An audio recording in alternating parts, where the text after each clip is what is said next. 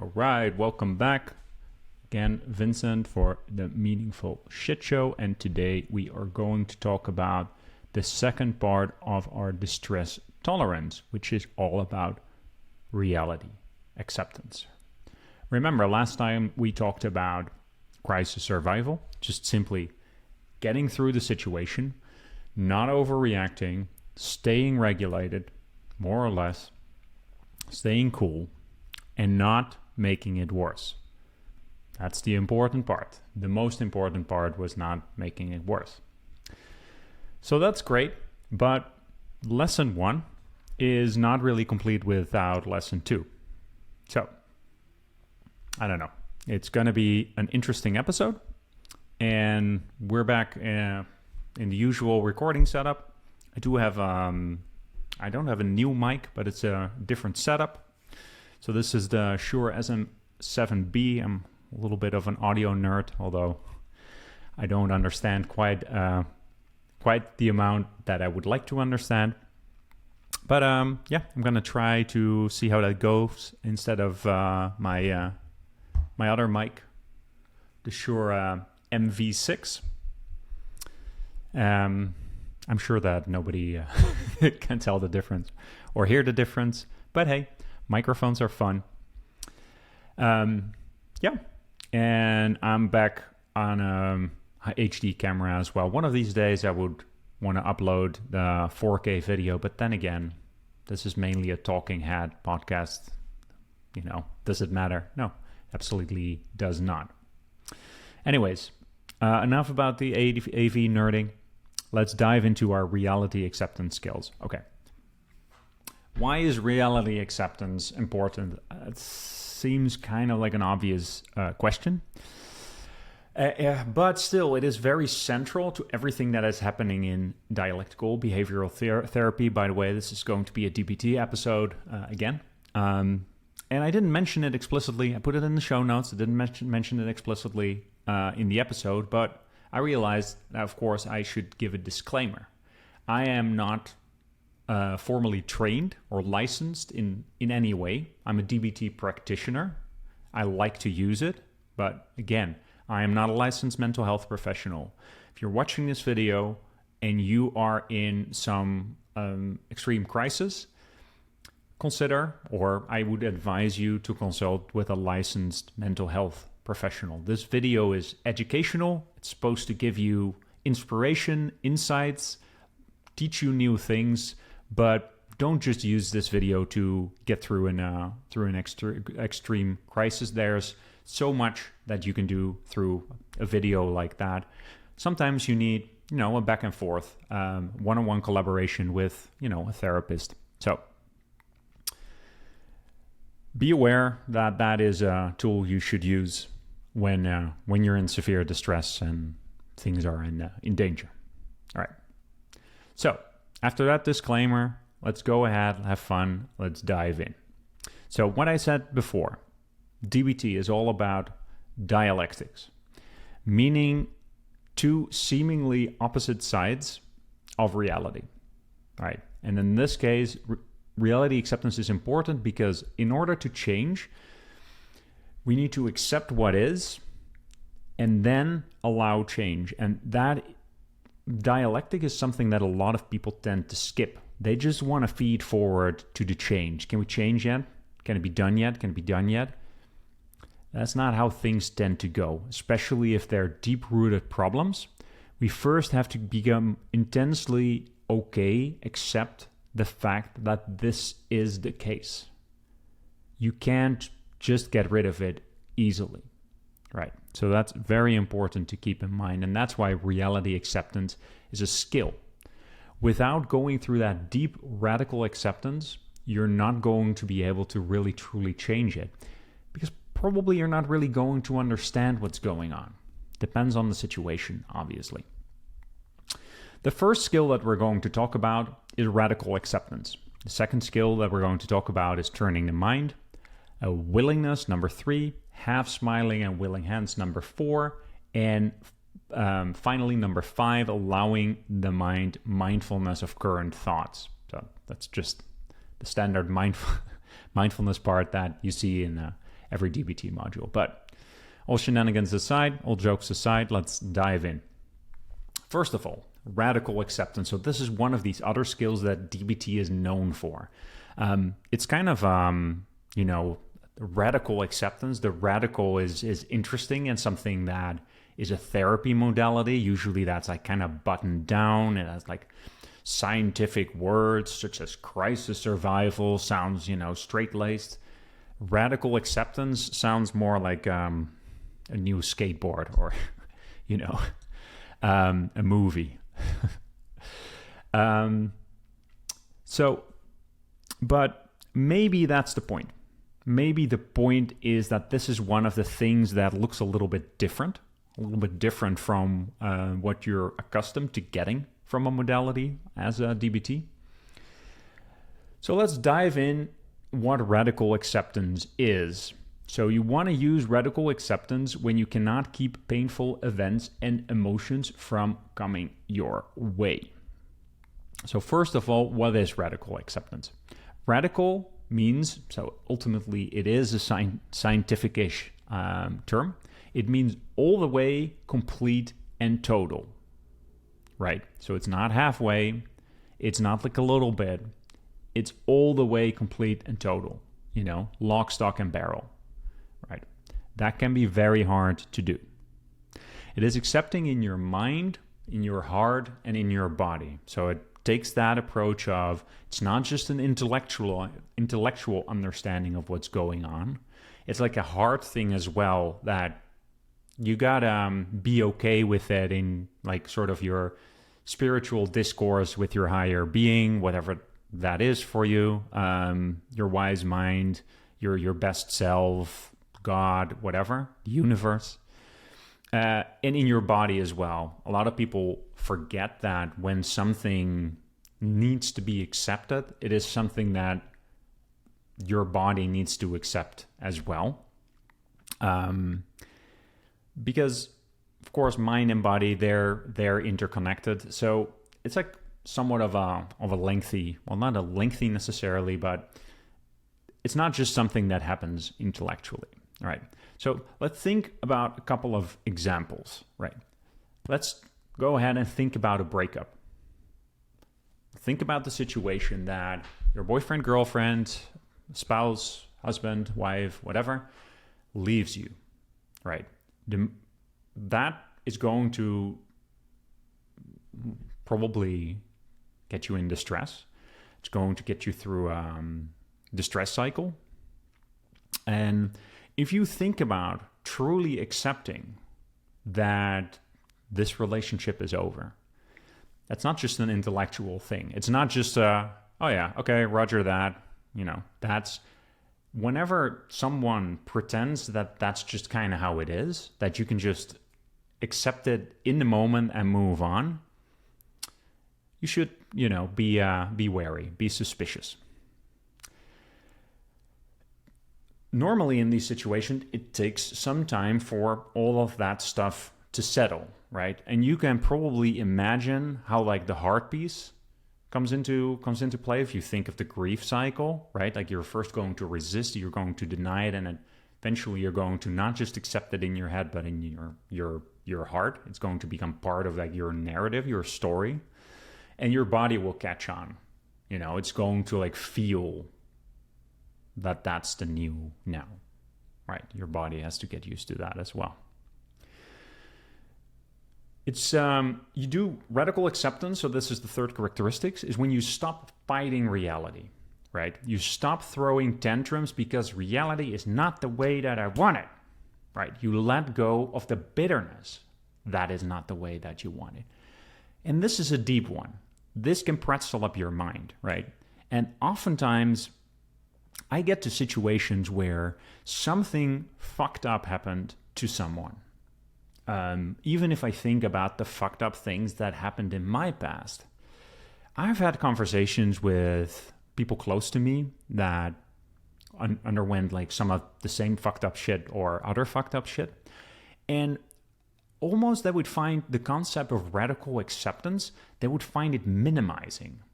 Why can't I say that this shit is fucked up?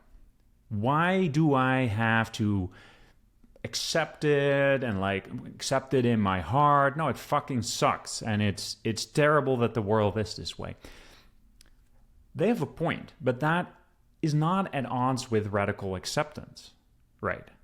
The world can be, in that perspective, fucked up. The situation can be fucked up. Whoever did that to you can be an asshole. All of those things are not inconsistent with radically accepting that. It also isn't consistent with just being a doormat, right? That's really important to remember. Accepting something does not mean being complacent, right? Accepting that you lost your job, for example, that you got fired, shouldn't necessarily make you complacent in the sense of, oh, I'm not even going to fight it. If you got fired and there's a legal problem with that, they were not allowed to fire you, unjust causes, and depends a little bit where you are in the world. Radically accepting that you got fired does not mean that you don't pick up the phone and call a lawyer. Those things are not the same. For some reason, this doesn't gel for a lot of people, right? It feels the moment that you accept something that you move on. And that's not the case. That is very counter DBT in a way, because DBT is all about that dialectic of first deeply accepting, and then in that state of fully accepting, instead of like the devil's chasing you, trying to set right reality, more move with how reality now is, how you've deeply accepted that reality is. So, and the last part is the bitterness, letting go of the bitterness. That does take time. And why should you let go of bitterness, right? It's a good question. Again, I go back to some of these conversations, like something fucked up has happened. Someone has slighted you. Why shouldn't you be bitter about that? You should be bitter about that, right? But go into devil's advocate mode in a bit. The moment that you are bitter about something, who is that most unpleasant for? Is it most unpleasant for the person who slighted you? Probably not. They're probably not around you. Maybe it's your partner and they are around you, so they get some of that bitterness. And maybe that's the way that you negatively want to influence them. But if you're bitter, you're still with yourself 24/7, right? And it can be like sort of a skills problem where you're like, okay, I'm sure, like, okay, Vincent, I get you. Being bitter is not a net positive thing for me, because here I am sulking, here I am feeling bad, here, like all those things, right? But I don't have to, I can't do it. There's just no way that I'm going to let go of that bitterness. Right? And now we're getting somewhere, because that's skills, right? That you're not able to do that because A, it's fucking hard, and B, you haven't practiced it. See, maybe you don't even know how. You don't have a framework to do that. You do not have a nice sharpened tool to help you do that. Well, I have great news, because that's what this skill is all about. So when we're talking about radical acceptance, what are we accepting? Reality as it is in our best estimation, right? Everyone has their perspective, right? Like, the moment that I'm talking about reality, it doesn't mean that we're trying to get some kind of like grand objective truth where we're like, okay, I can accept reality, but I have to know everything about this situation. I have to know what she did, how she did it, who she did it with, at what time. I need a phone. No. Although some of those things may make sense in some situations, it doesn't really have that much to do with acceptance. What you can accept is a reality where there's unknowns, right? There might be a situation where you're really curious on what basis your boss fired you, what that coworker told them about you. You might even have a sneaking suspicion that the reason that you got laid off is because that guy said that thing and that's a misunderstanding. All of that may be true, but the reality, accepting the reality as it is accepting as well that you don't know if that's true. Your boss might not have laid you off because of that thing. It might have been a spreadsheet decision. It might have not even been your boss's decision. It might have come up from down the command chain, as it were, right? So you accept the facts as well as you know them, right? Facts are interesting. I mean, as a therapy modality, they're pretty straight-laced about that, that you know facts. And I think that although, I don't want to get in too much of a metaphysical discussion, but facts are still I feel what is a fact to me is probably still 99% perspective, right? I'm not trying to be too airy-fairy about that, but I'm trying to allow you to accept better that you're accepting your personal reality, right? It doesn't mean that in the process of you accepting your personal reality, that person over there is accepting the exact same reality, or your boyfriend over there is accepting the same reality, or your boss over there. No. That might be completely different. Their perception of the past, their perception of the present may be different. They are not wrong, you are not wrong, they are not right, you are not right. In the grand scheme of things, everybody is doing what they feel is right in the moment, right? And that is a big thing to accept.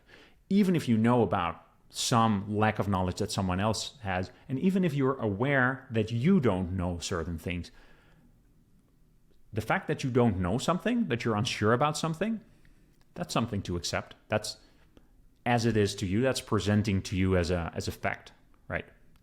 So it's important to accept these things even if you don't like them. Seems obvious, right? That those are the things that are hard to accept.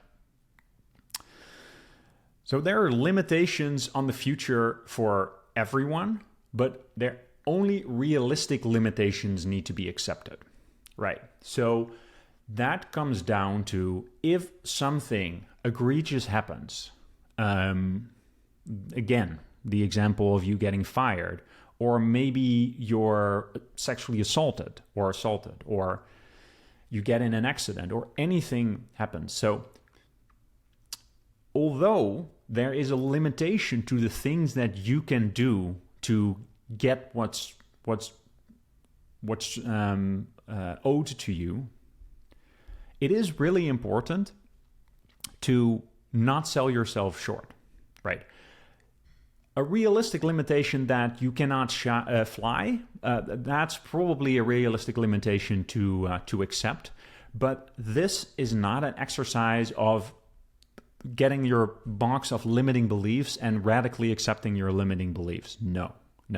That's why that first point is focused on facts, right? As best as you can estimate then. And you kind of know in your heart's heart when something is a limiting belief and when something is more like a fact, right? You know. Sometimes you pretend that you don't, but oftentimes if you reflect, if you introspect, if you journal about that, you do know. So it requires stepping up a little bit, because otherwise you can get in a victim situation, right? Like in a victim situation of oh, if my spouse leaves me, I will never love again. Never. That is a limiting belief. You can decide that. You cannot decide that. But that is not something to be radically accepted, right? That is not a limitation that you need to accept. Not part of radical acceptance. Third thing, everything has a cause, including events and situations that cause you pain and suffering. That's something to accept, right? So it's partially a little bit of a belief as well. It's a worldview, but let's face it, it's a very common worldview. We live in a world of cause and effect, right? So if we're looking at what we're radically accepting, what we're radically accepting in this situation is that things don't just happen in a vacuum, right? Like if someone has slighted you, if you got fired, if your partner left you, there is a cause attached to that. You might not know the cause. The cause might not be like sort of like crystal clear. I don't think that causes often are, especially if it comes to like interpersonal relationship or interpersonal communication. But it didn't happen in a vacuum. So you're also accepting that things more or less happened, I wouldn't say for a reason, but with a cause, right? There's some kind of reason that it happened. Again, I'm using the word reason, not from like on sort of grand, like there's a reason, capital R, for that, but there's a cause-effect relationship to it. The fourth thing, a thing that we're radically accepting, is that life can be worth living even with painful events in it, right? And that comes down a little bit to the things that I was talking about at point one, whenever I have conversations with people that are like, oh, but this fucked up thing happened to me, right? And that's just fucked up. And why can't I call that fucked up, right? So it is important as part of the radical acceptance to get yourself a point of view that point number 4, basically. Like, in a way, life can be worth living even with painful events in it. See that there's a can in there. We're not saying here life is worth living even with painful events in it. So there is a freedom of choice in a way in it. Like, in a way, if I read this statement, what I can go is like, okay, yes, life can be worth living even with painful events in it, but these painful events that just happened to me, they make it so that my life is not worth living. That is acceptable in this situation. You can choose that perspective, right? That's why there's a can in there. Probably this point is not in there to just throw an arbitrary possibility towards you. This choice or this condition or statement or whatever is there because there is a lot of value, wisdom in a statement like that, right? And really reflecting on that can be very important, right? There's a school of people that really think that a lot of people think these things happen for a reason. Now, I am talking about the capital R reason. So, like, for example, trauma happens to us so we can heal, that we can heal people around that. That can be airy-fairy for a lot of folk. Like, there's parts of me that buy into that. There's part of this meaning that I can feel that I ascribe to a situation like that, where I can see, oh yeah, this is really good that this happened to me. You know, in a way, it's painful as fuck, but it's good that it happened to me. There's also more realists that think in the direction of fucked up shit just happens. Bad stuff happens to good people. Can happen. It doesn't really matter which of these two branches you ascribe to, because fucked up stuff can happen, but life can still be worth living. And if things are happening to you for a reason, even more so, life is worth living because you are on some kind of grand path. And that grand path can be chosen however you think about it. Okay. So, why accept reality? So we've talked about this a little bit already. And that's the part where I was talking about accepting reality does not mean being complacent. So I'm going to rehash. There's going to be some overlap there. I got a little enthusiastic there. But let's just go through the points, right? So number one, rejecting reality does not change reality. So that is a very important part, right? Think about how deep that statement is. Because we really want to do that. We want to be disgusted with certain things like that changes something. It doesn't. I mean, it changes your personal experience. That's true, right? It does change things, but in the most productive way, I think not. Changing reality, I also talked about this, requires first accepting reality. So that's a statement that some people could not agree with. They could be like, why the fuck do I need to accept that this thing happened before changing it? Right? Like, I can just not accept that I've been fired and just move forward, but think about it. It's going to catch up to you. You're going to have to assimilate that into your worldview in some way, shape, or form, right? So why postpone that? You know it is inevitable, right? So the third point is pain cannot be avoided. It is nature's way of signaling that something is wrong. Again, feel how deeply that is true. So that doesn't mean that you have to transmute, that's the fourth point actually, that pain into suffering, because if you reject it, that's what happens. Otherwise, pain is just pain, right? It hurts. But suffering is when you're rejecting that pain, when you're trying to stuff it down, when you're not accepting it. So these are psychological truths, right? These are things that are true about us as humans. And remember that DBT is one of the therapy modalities. There's a ton of research behind this. So some of these things, if you go into your philosophical armchair and you're just like, oh, well, that's not objectively true, right? Like, we don't know, like, you can do that. That is an option that is absolutely open to you. But be aware of evidence and be aware of something like Wu Wei, moving in line with the force of nature. You can think and be convinced that you work in a certain way and that you're special. I mean, you are special, but that you're special in a way of like things work differently for you. But it behooves you to realize what kind of mind, what kind of body you have. That yes, you are special, but at the same time, you have the same hardware, software, wetware, whatever you want to call it, as other people have. You are not as unique as you think you are. You do not need special, unique rules. At the same time, you do. That is like sort of the counterintuitive nature of that. But there's so much to be learned from these modalities, from people that have done research on it. And you can poo-poo and naysay and criticize this research for not being perfect. That's all well and good, but it's not going to help you much in life. So try to accept this, to work it into your worldview, and work within the forces of nature. Work within the forces that are part of you. Accept that you are a social creature. Accept that there's psychological truth about how your brain works. Try not to weasel out of it because you're special. It works different for you, right?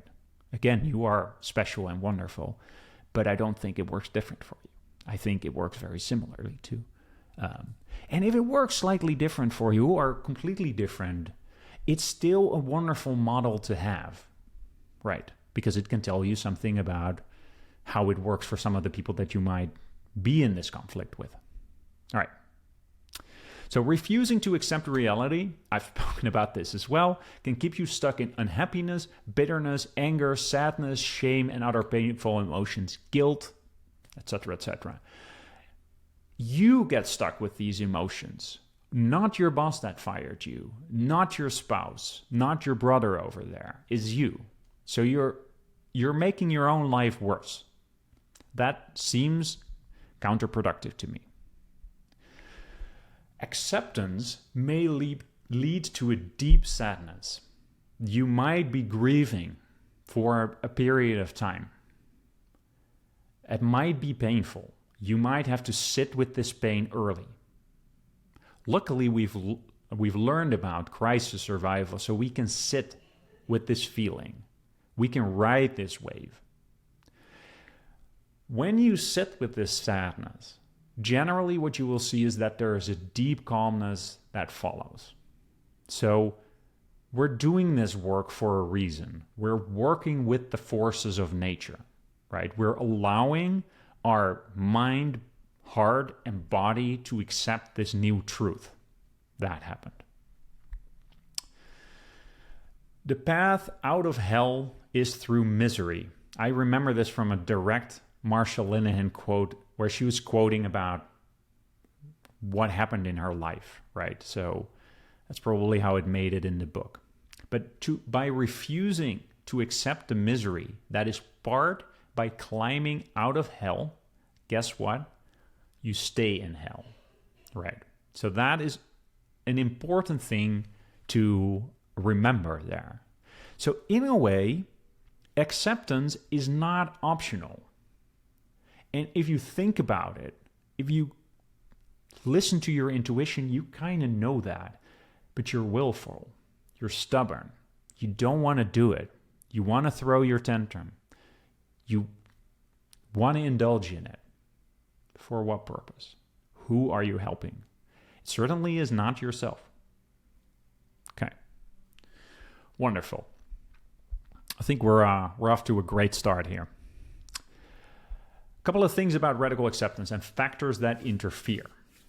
So radical acceptance is not approval, compassion, love, passivity, or against change. Again, I am reiterating this, right? That is not the equivalence of radical acceptance, right? So that just means is if you radically accept it, you do not approve it. It's not that it gets your stamp of approval. It doesn't necessarily mean that you're even compassionate about it, although I would recommend to be compassionate about most situations because it makes your life easier as well. Radical acceptance doesn't necessarily mean loving it. It doesn't mean passivity as in being a doormat. And first and foremost, or it's not first, it's last but not least, I guess, it does not mean that you're not going to change it. Much to the contrary. Radical acceptance is for change, counterintuitive as it may be. So factors that interfere is, spoke about this before, you don't have the skills for acceptance. You do not know how to accept these really painful events and facts. It's a skill set. You might not be able to do it. So it's really, really important to learn about this. I'm really passionate about that. You believe, second point, is that if you accept a painful event, you are making light of it or you're approving the facts, and that nothing will be done to change or prevent future painful events to you personally or in the world at large. Right? That is not the case. You are not making light of it. You're not approving it. And you're not subscribing to not changing it.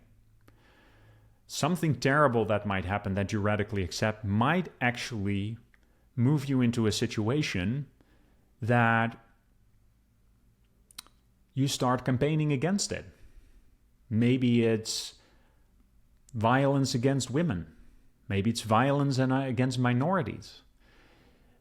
Maybe you're gonna be so touched by this change that you're going to do a podcast about it, right? Start a company. That is not easy to do if you're not accepting it. The third thing is that just emotions get in the way. So you're trying to accept that. It's related to skills, but you have an unbearable sadness. You have an anger that you can just not suppress. You just want to punch somebody in the mouth. You rage at the injustice in the world, in the society that allowed this trauma to happen, that allows it to happen to other individuals. You might have an overwhelming shame about who you are or guilt about what you did, and that can be very, very uncomfortable to sit with. Those are barriers that prevent you from truly, integrating whatever happened. So that is not something to poo-poo. In emotion regulation, the 3 episodes I did about that, we went through worksheets, and those are, of course, part of the DBT workbook here, to really look at all these different emotions. How do they pop up? What are the prompting events? What happens in our bodies when they occur, right? And what does shame exactly mean? What does guilt exactly mean? What are situations where these emotions are justified versus unjustified? I recommend going back to that episode if those are some of the things that you're in context with this, struggling with. Right. So if you're just looking at radical acceptance from a step-by-step perspective,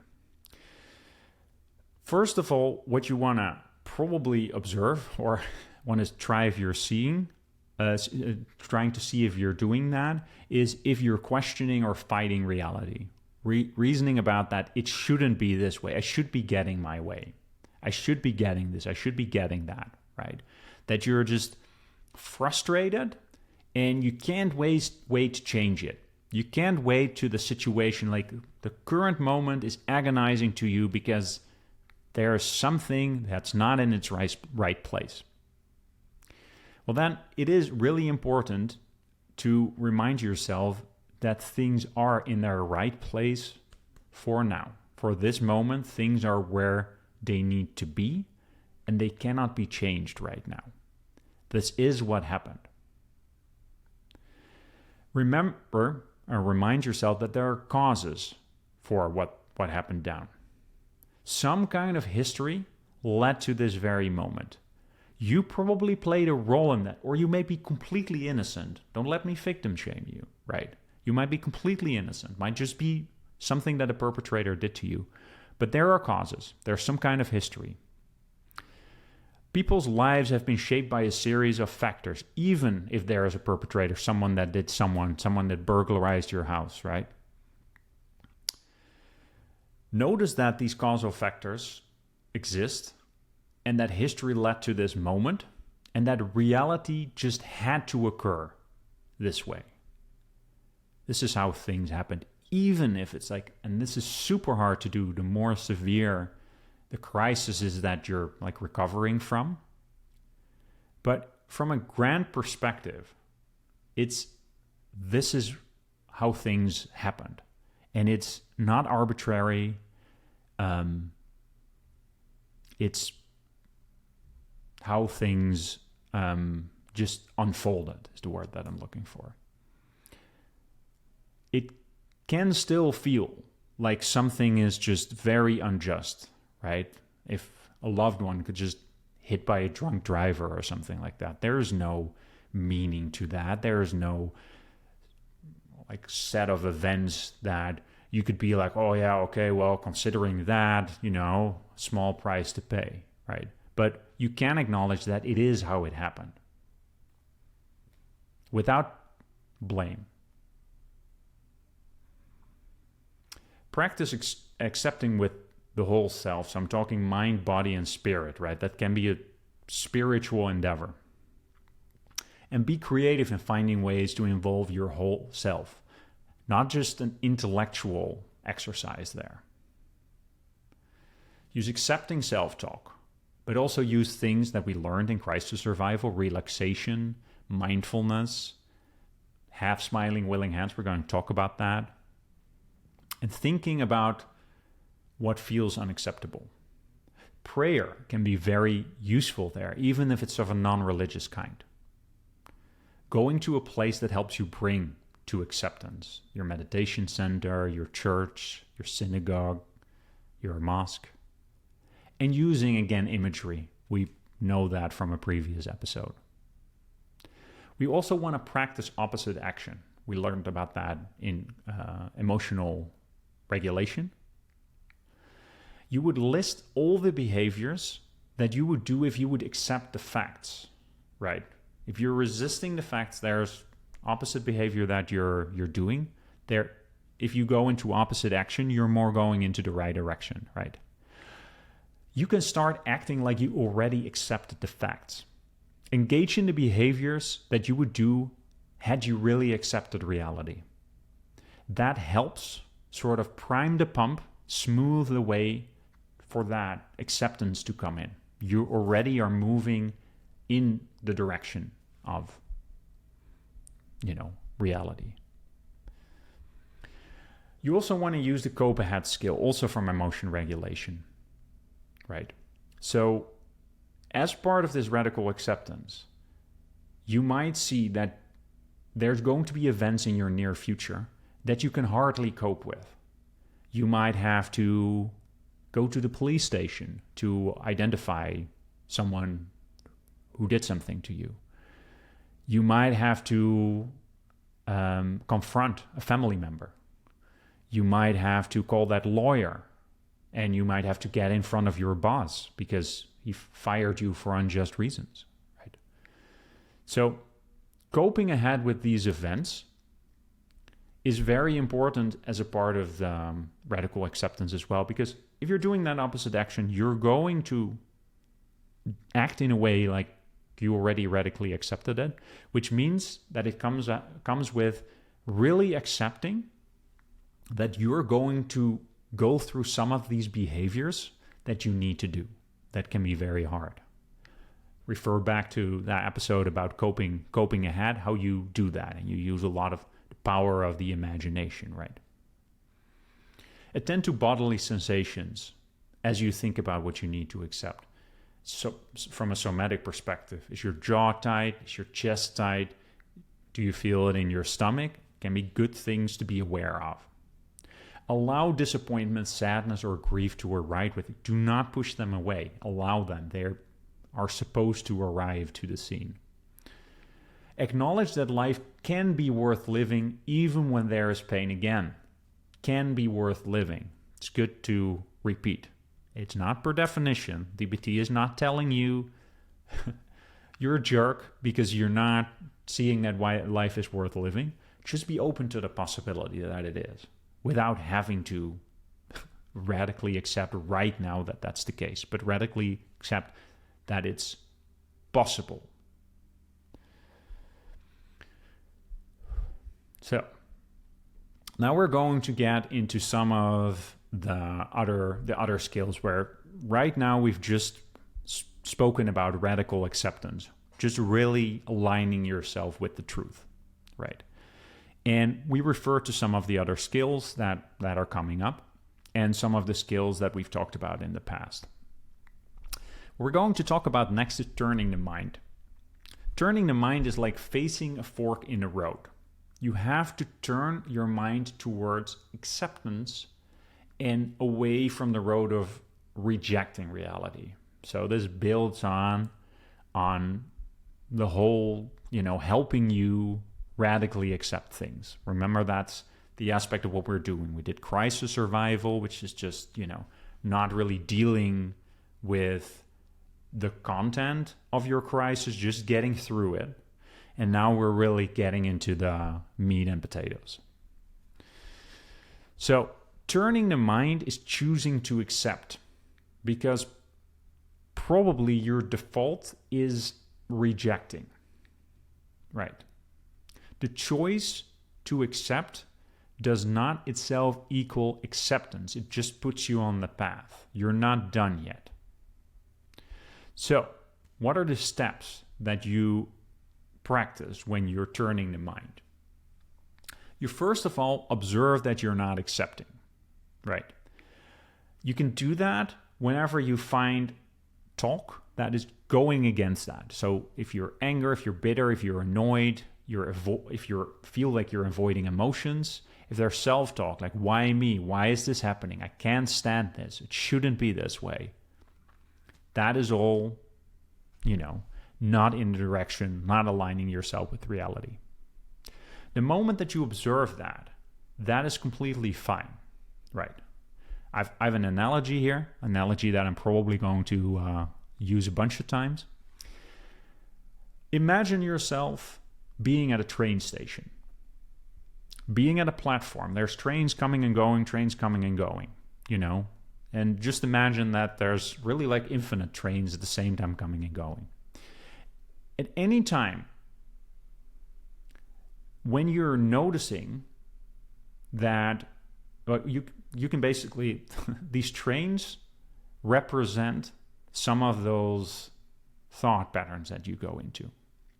So you might actually sort of like awake to the fact that you're on the bitter train. You're on the train of bitterness. You're putting energy in that, right? That's how it can go, because a thought can arise. You're not on the train yet, but you can unconsciously get on that train. You start feeding that bitterness. But the moment that you become aware of it, know that you can get out of that train. You can get back on the platform, maybe not instantaneous, right?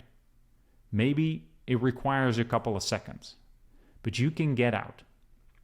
You can go stand on the platform, and you can choose a new train to get on. Or you can choose to not stand on a train at all. You can just see the trains come by. But remember that you have a choice there. So the second step that is mentioned here is go within yourself and make an inner commitment to accept reality as it is. So make a commitment to get on the train in the direction of acceptance, not the rejection train.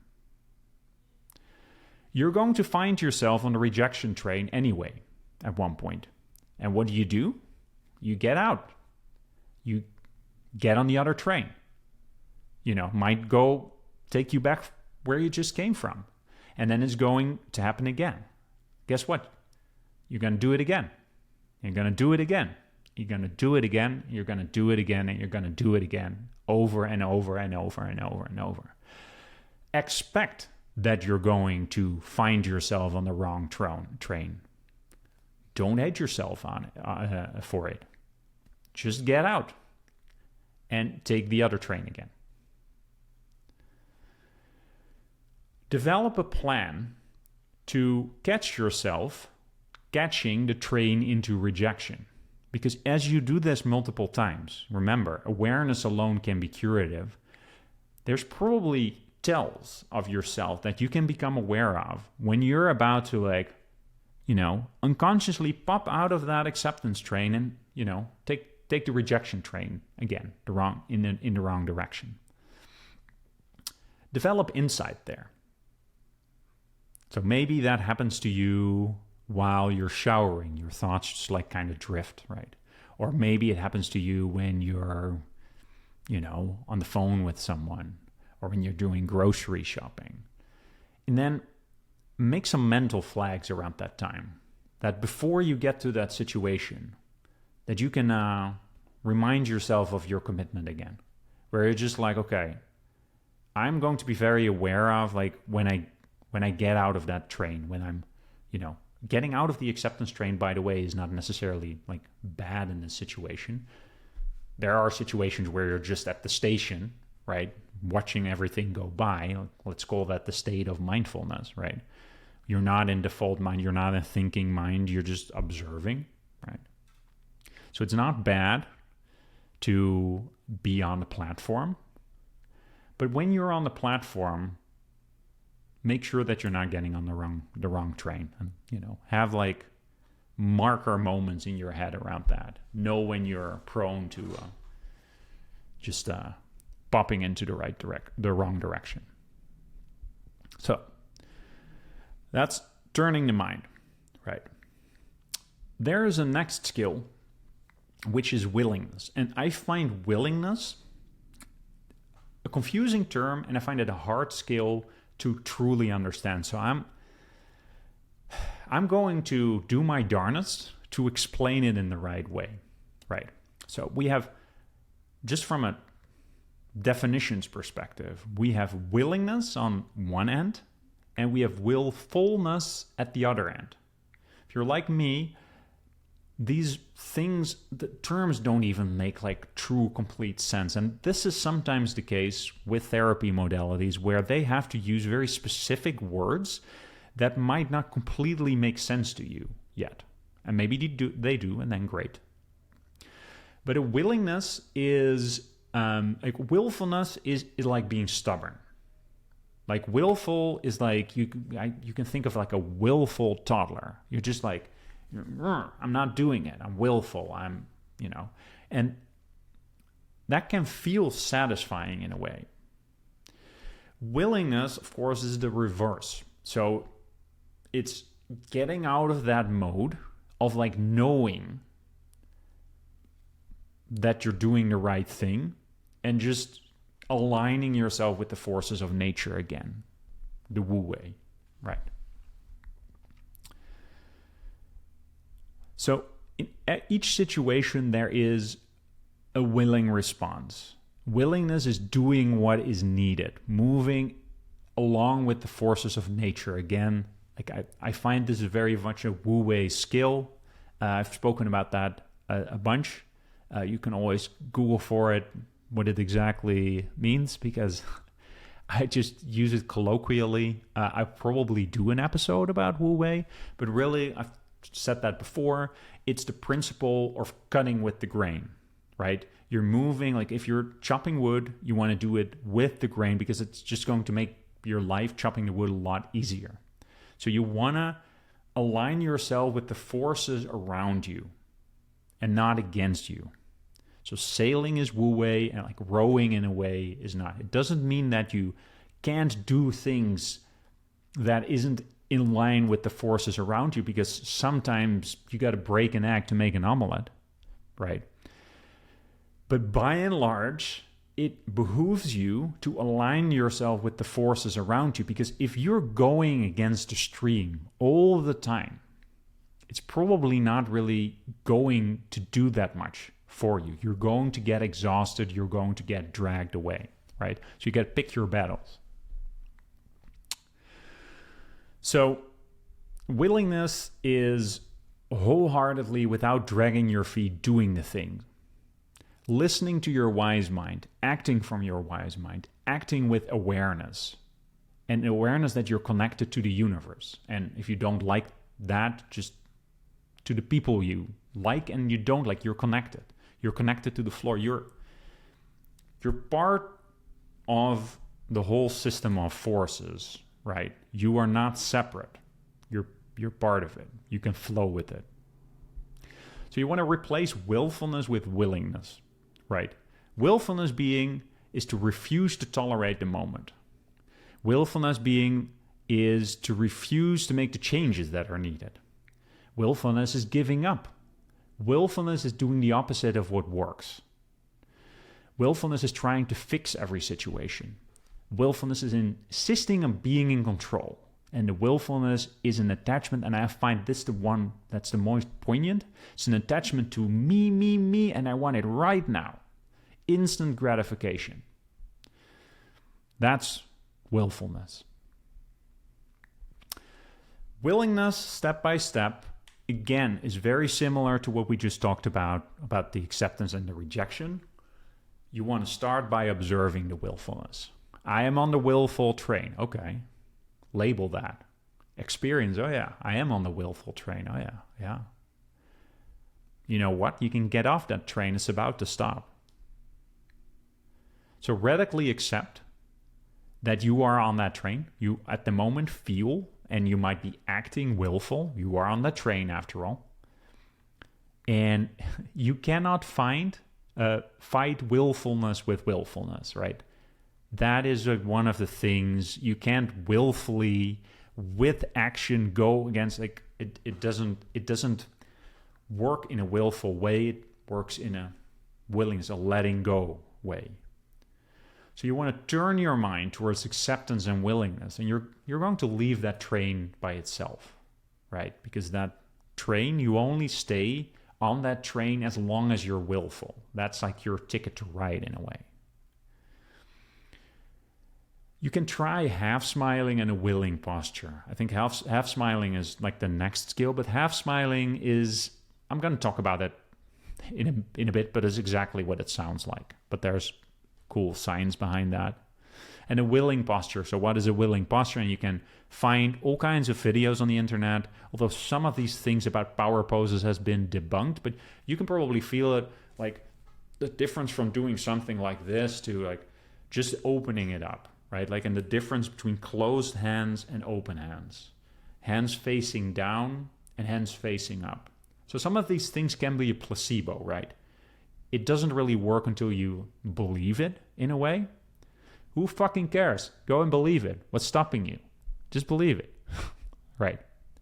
And maybe if you may want to believe something else. You might want to do like the live long and prosper sign, and that is for you the way to be willing, right? That's fine. You can find out whatever the thing is. Maybe if your hands are going down, you feel willing. Doesn't matter.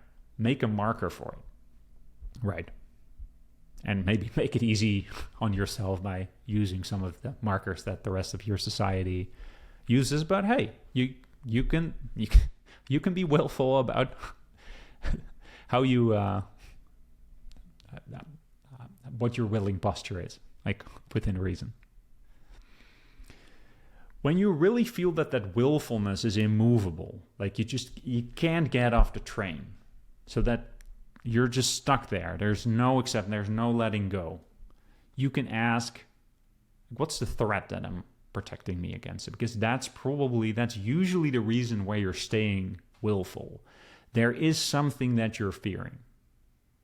Once you have that, sort of in your sights, you can do another iteration, right? Generally, what you will see is that the threat of staying willful, like the threat is manageable. And then there are situations where the threat is not manageable, and then you're right to be willful.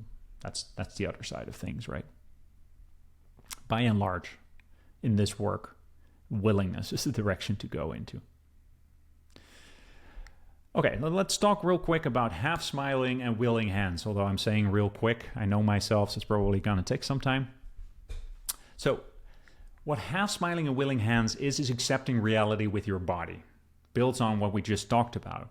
How do you hold your body to embody willfulness? That's a lot of bodies right there.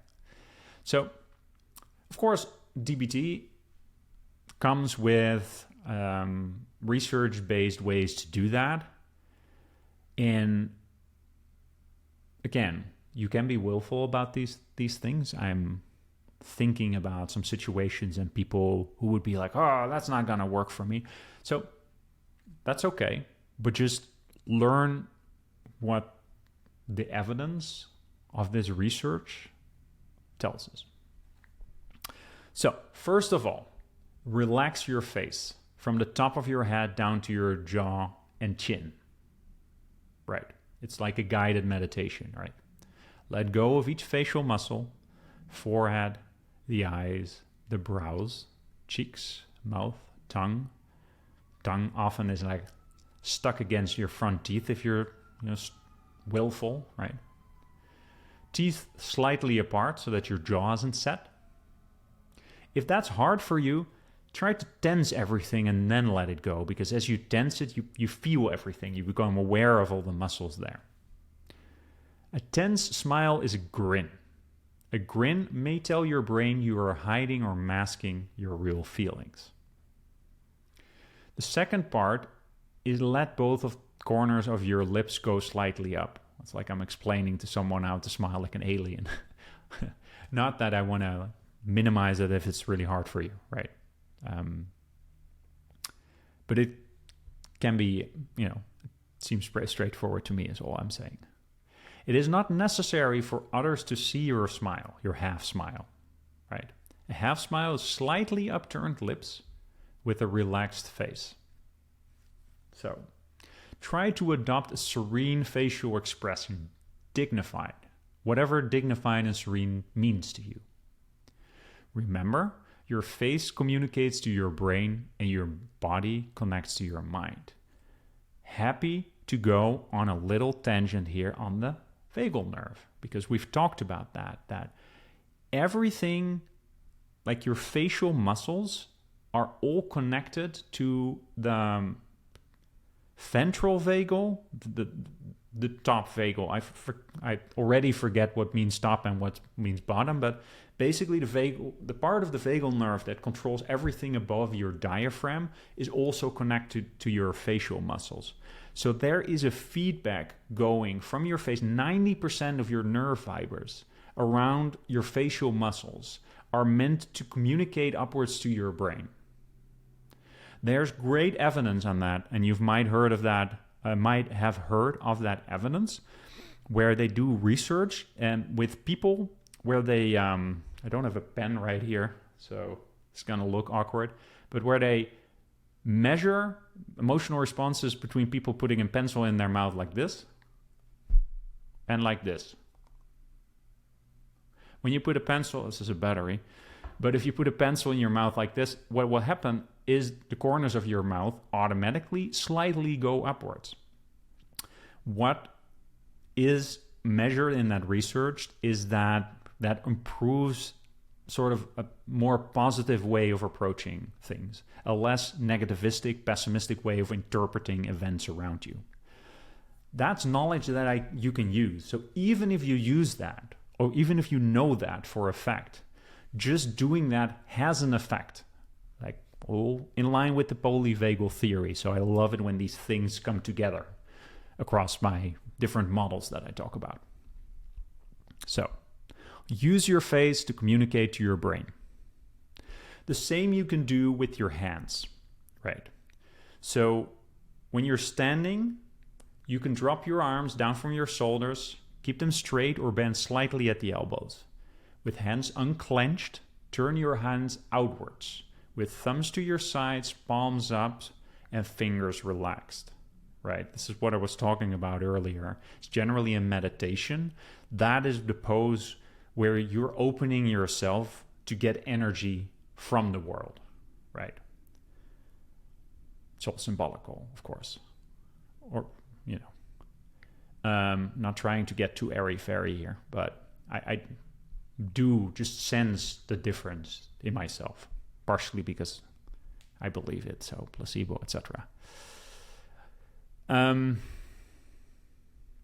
Sitting. If you're sitting, you place your hands on your lap or your thighs, again, unclenched. Turn your hands outwards, palm up, fingers relaxed. And lying down can be very great if you're in corpse pose, if you're into yoga. Arms by your side, hands unclenched, palms up, fingers relaxed. Allow energy to flow into your system from the outside, and in that way aligning yourself with the forces of nature instead of controlling it. Right. Remember, your hands communicate to your brain and your body connects to your mind. So you use your body posture to communicate, to down-regulate. Polyvagal theory all over. Cool.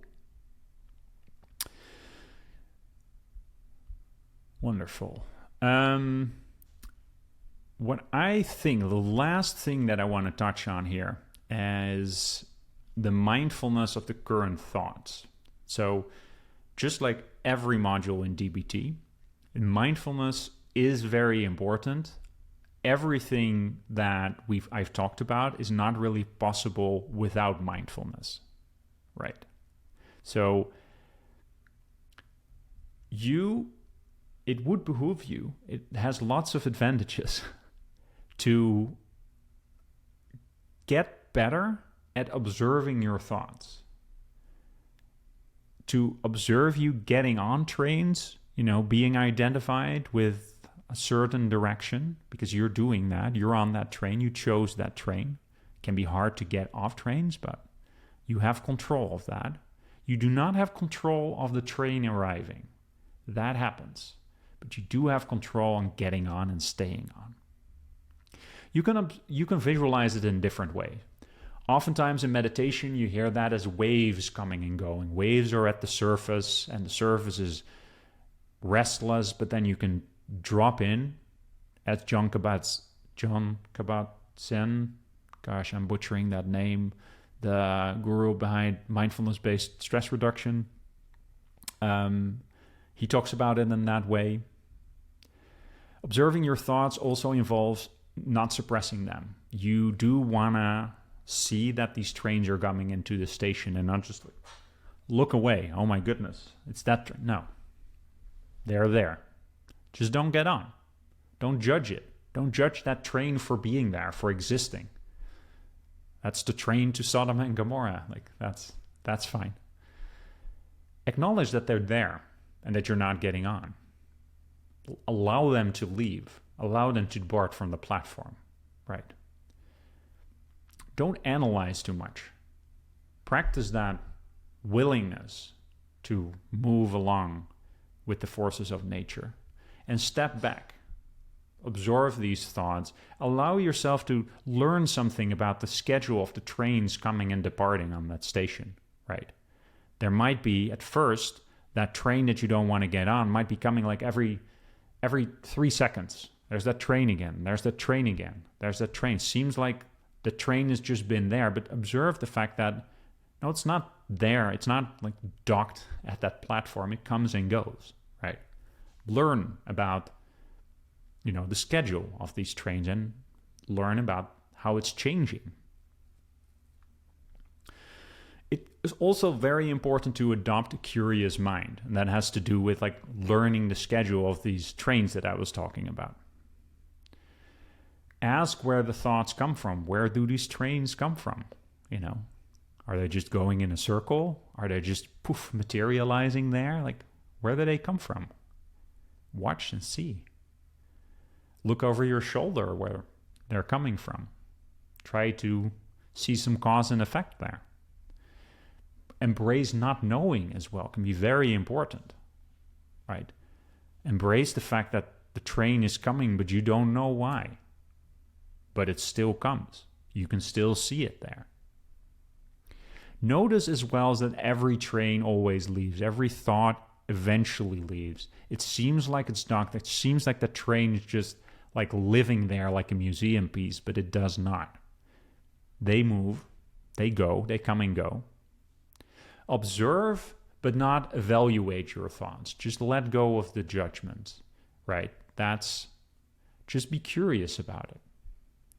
Don't, put them to a standard.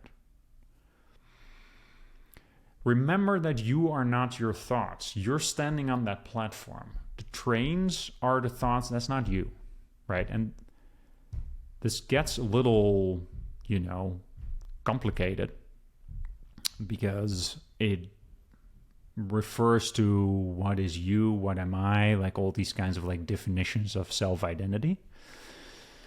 But you're not your thoughts. You're the thing in which the thoughts are happening. Right? You do not have to become identified with your thoughts. You don't have to act on the thoughts. Weird thoughts can come to us. Remember the times that you've had very different thoughts, these weird trains pulling into the station that you don't even know, like, where did this one come from? If you're doing any catastrophic thinking, you're more going into emotion mind, right? That's not curious necessarily, and you're just more allowing your psyche to shift to out of regulation and just more being like ridden by a demon in a way. Well, that's maybe too excessive, but emotion mind, you're less out of control. You're more like hot, where a rational mind is more cold, and in the middle you're cool, you're composed. Remember how you think when you're not feeling such intense suffering and pain, because it can feel like this state is just there forever, but it is not. That's a trick of the mind. Number 4 is to don't block or suppress thoughts. It doesn't work. Don't try to prevent that train from pulling into the station or to get it to move along, right? That's willfulness. Willing, You can ask things about why that train is there. Why would this train be available to me? So in other words, what sensations are these thoughts trying to avoid? Turn your mind into the sensation and then come back to the thought and repeat that several times, right? You can also step back. Allow your thoughts to come and go as you observe your breath. Play with your thoughts. You can repeat them out loud over and over as fast as you can. Read the destinations where these trains are going to.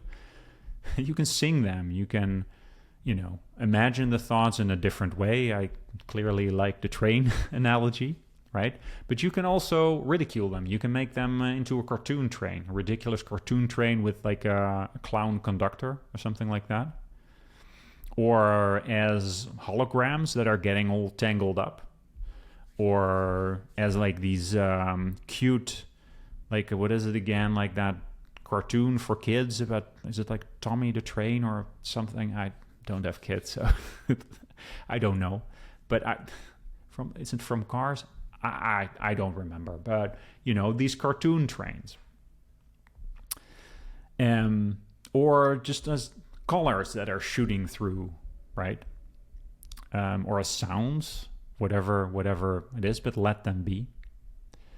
And try to admire and love your thoughts as well. Right? There's no reason, and it isn't helpful to judge in a way that these thoughts are coming.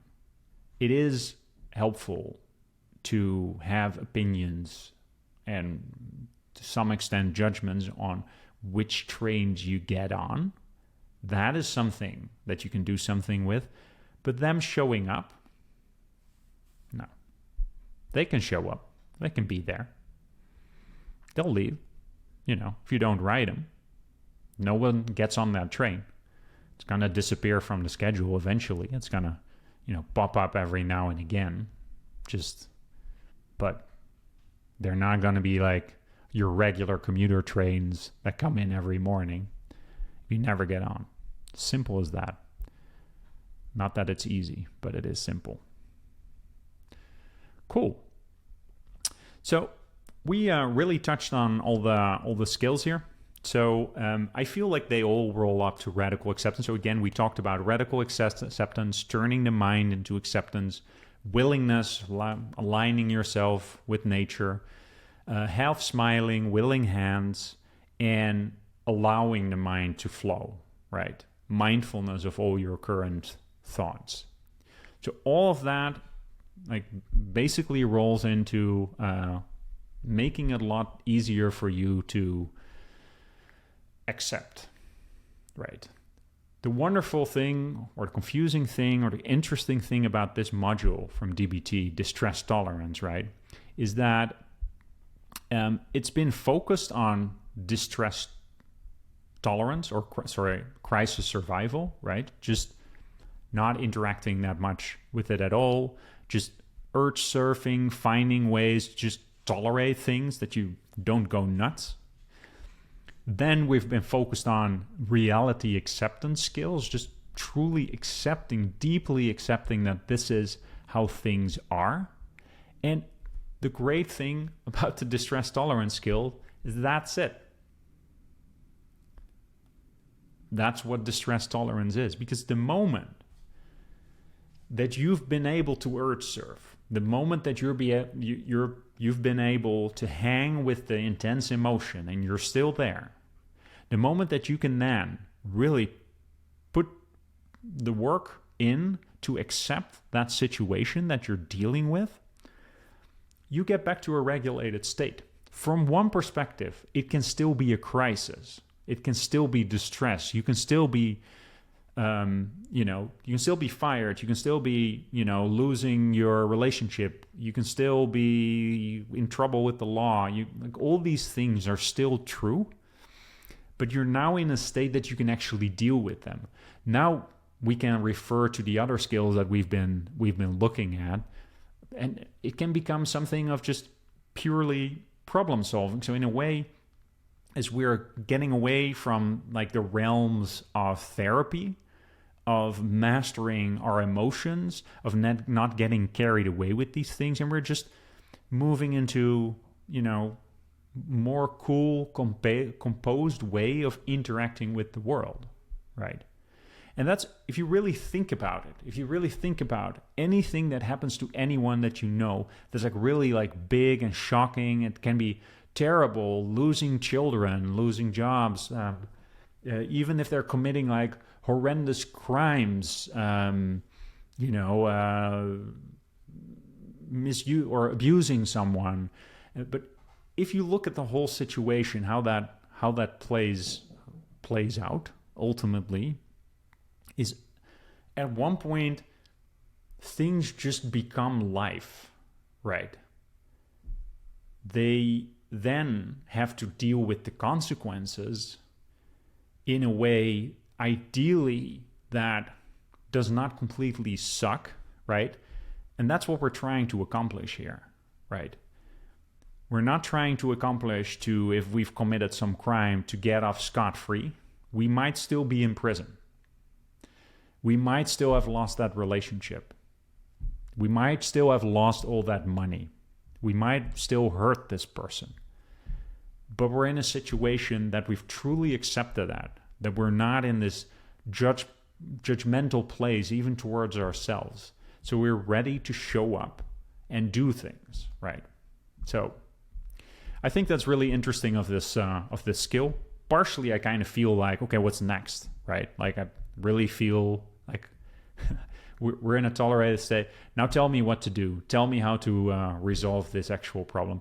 And there's some skills that are still relevant. Like, for example, when we go into problem solving in DBT does explain some things, how to handle these challenges. But remember, like, this is not like, DBT is not a guidebook how to live your entire life, right? It's not a guidebook how to start a business or something like that. So although there are some tidbits on how to handle challenging situations, it just becomes more a part of life in general. You kind of have to experience that for that to really truly make sense. Because just at face value, it can be confusing and it can feel incomplete. All right, so I think I'm going to leave that there. Thank you very much for tuning in. It's been a pleasure for me to talk about this. This has been Vincent for the Meaningful Shit Show. See you next time.